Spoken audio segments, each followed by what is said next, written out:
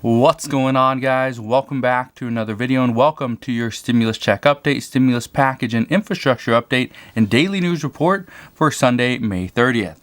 Now, this is Memorial Day weekend, so I just want to be 100% clear that there's going to be, really less information, less updates, I think, over the next few days, okay? So Monday, so tomorrow, Memorial Day, there's going to be very little information, very little updates, but I do want to bring you some very important, okay, extremely important.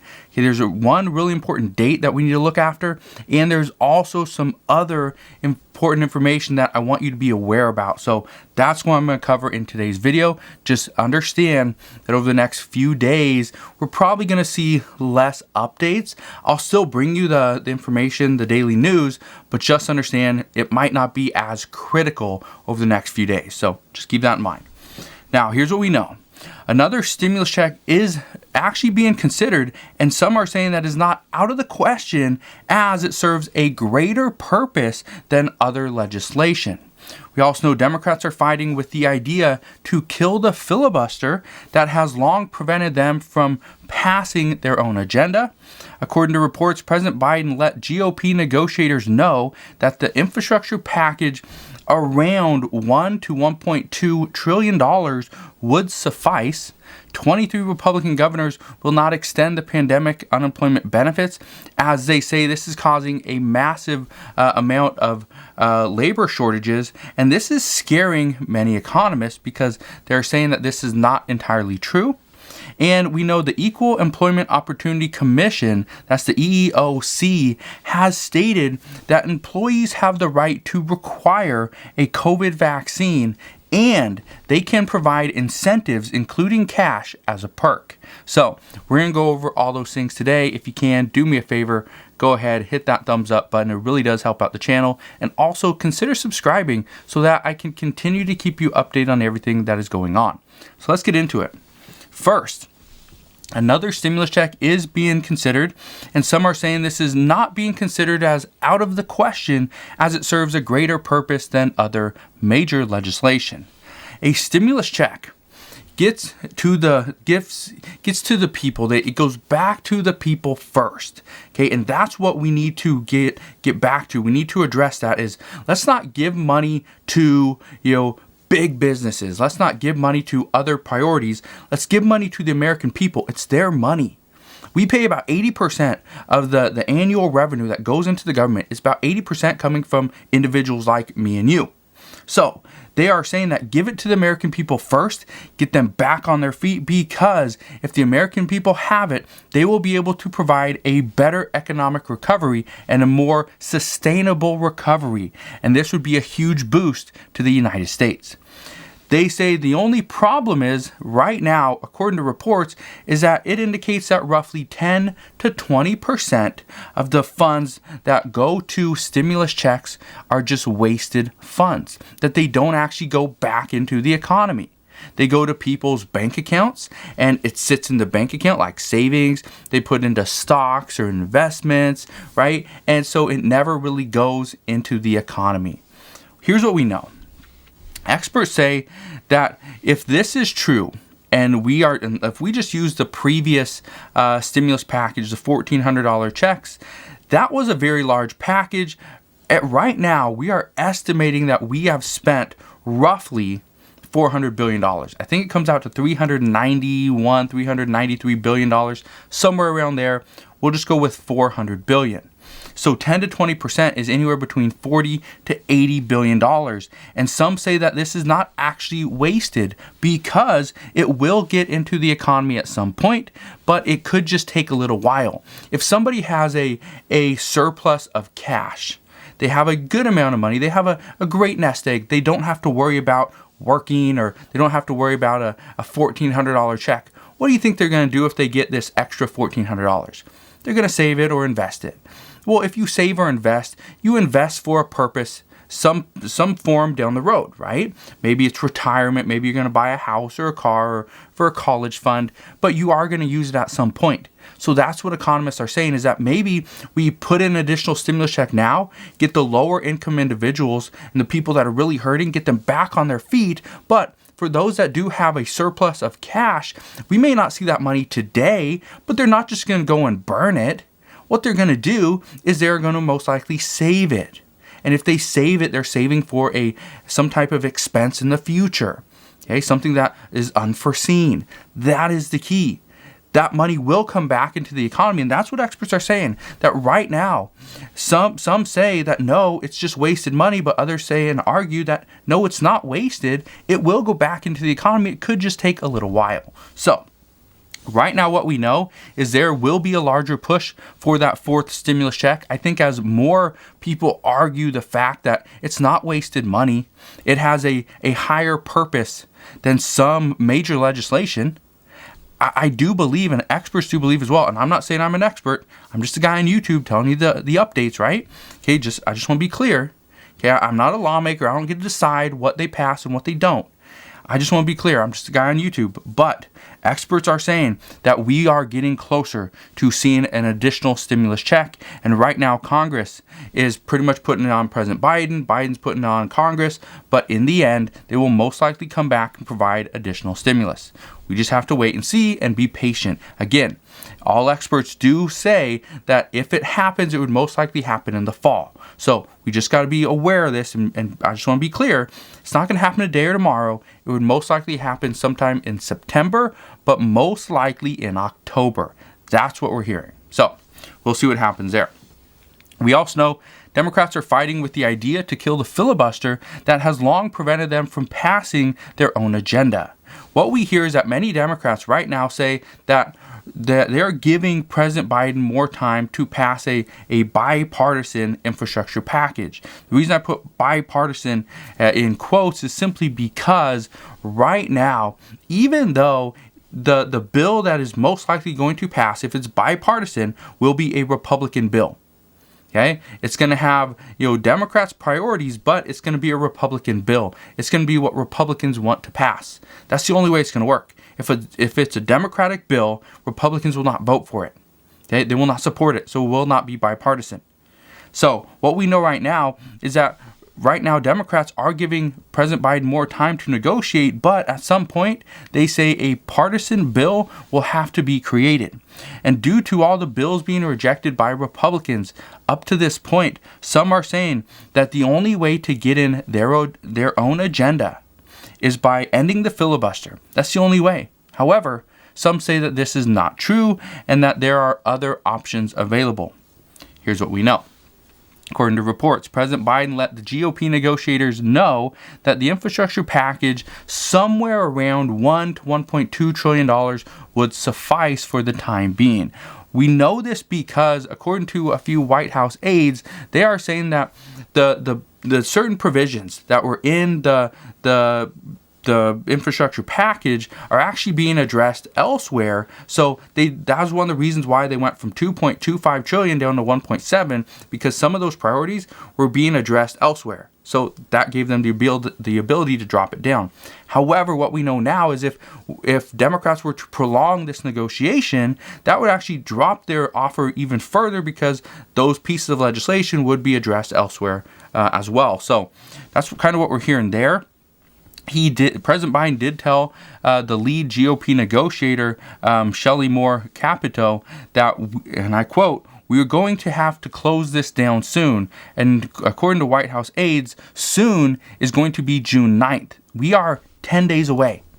We are 10 days away from this date, and this is something that the Biden administration is looking towards. June 9th. Okay, just to give you an idea what's happening on June 9th and why this is so important, June 9th is the date that the House committee will begin working on the surface transportation bill, which is actually part of the infrastructure package itself. So because of that, they are saying that if we are to start working on the surface transportation bill, which is part of the infrastructure package, then essentially you have till this date to agree or to disagree. We have this date to negotiate all the terms, get it finalized, and then we can start moving forward. If not, we will start moving forward without you. We will start moving forward with the budget reconciliation, and things will get obviously a little bit messier. So we'll see what happens there. But what I can tell you is over the next 10 days, My guess is tomorrow is not going to be a very big negotiation day. It's Memorial Day, right? And I don't expect today President Biden is not going to do a whole lot, simply because I believe today is the memorial of his son. So I do believe this is the date that his son passed away. So I think that was what President Biden is doing. I think he does that every single year as well. So right now, I don't think today is going to be a huge breaking news style day. I don't think tomorrow will be as well. Tuesday and Wednesday will most likely be a little more. We'll have a little bit more information, and most likely Thursday, Friday, we'll get a lot more information there as well. So we'll see what happens. And as always, I'll bring you that update as I know it. So we do know that 23 Republican governors will not be extending the pandemic unemployment benefits, and this is actually causing a massive scare to economists. They say right now that multiple economists are saying that the uneven hiring, all right, let's quickly get people back to work and let's lay them off. Let's get them back to work and let's lay them off. That uneven hiring is actually not due to the increased benefits, but this is due to the lack of livable wages. What we know right now is they say, and we've heard this before, and I've even mentioned this, is that there's a labor shortage. There's not enough people to work. However, we know there's so many people out there ready to work. And here's what we are hearing now is that we are actually going through a wage shortage, not a labor shortage. If wages were addressed immediately, then things could be resolved. Now, let's just break this down with the numbers, because numbers don't lie. Let's say the average American receives $225 per week as their state unemployment benefits. All right, perfect. Well, when you add the $225 to the $300 per week federal unemployment boost, you get $525. In the end, if you work 40 hours per week, you would make $13.12 per hour. That is before taxes. Okay, I'm not going to include taxes here. Just to give you an idea, it's just $13.12 per hour. Now, let me ask you this. How many of you, okay, either currently or previously when you were working, were making $13.12 per hour?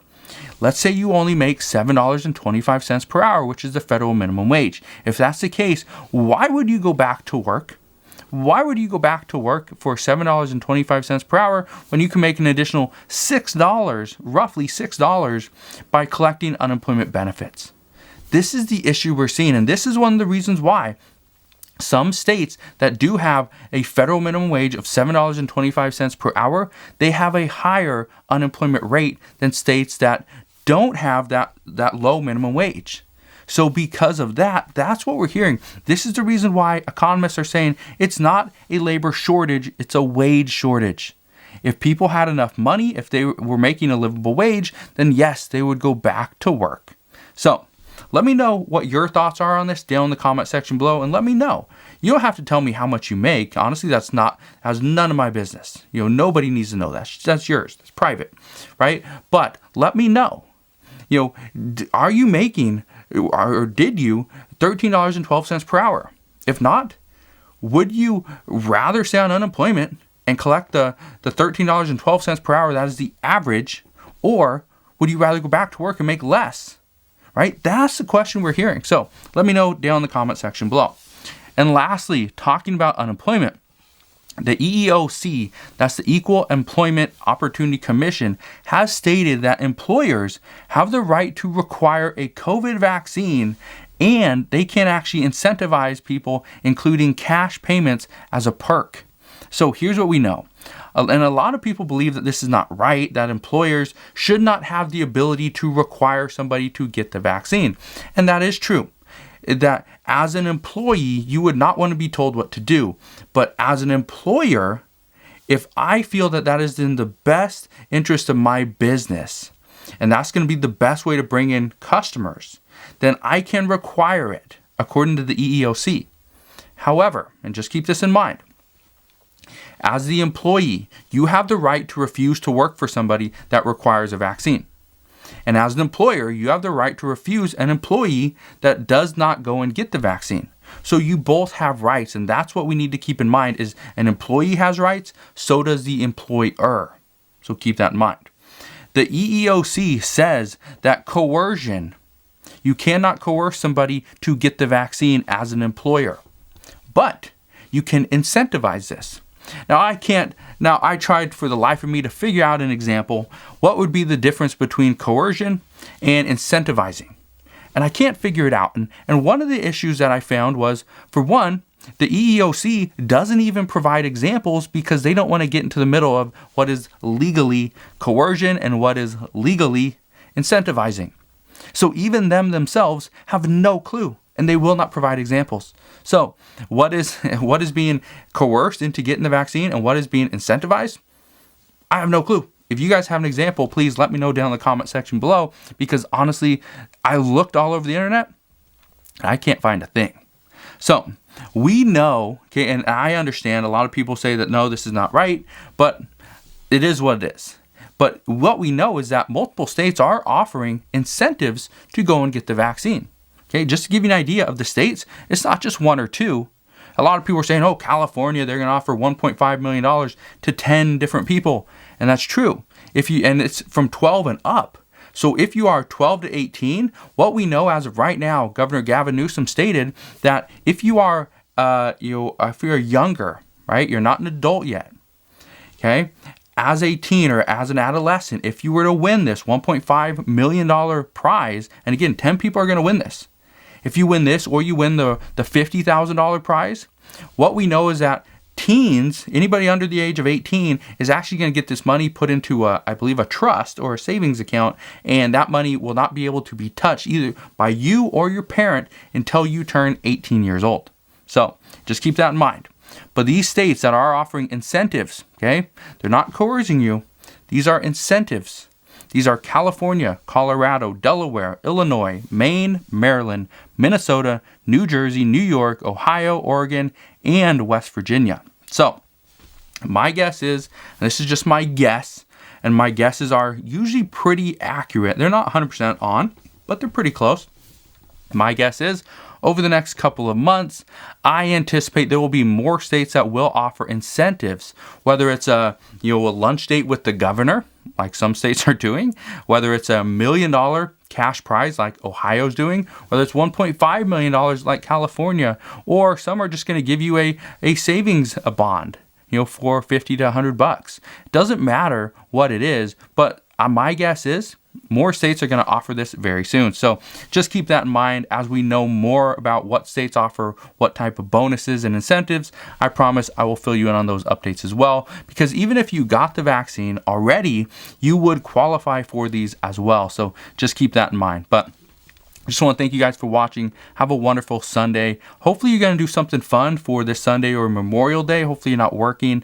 Let me know down in the comment section below. What do you plan on doing for Memorial Day? Do you go and go visit cemeteries and go maybe donate some time or donate to charity or things like that? I'd just be interested in to kind of hear what you guys like to do.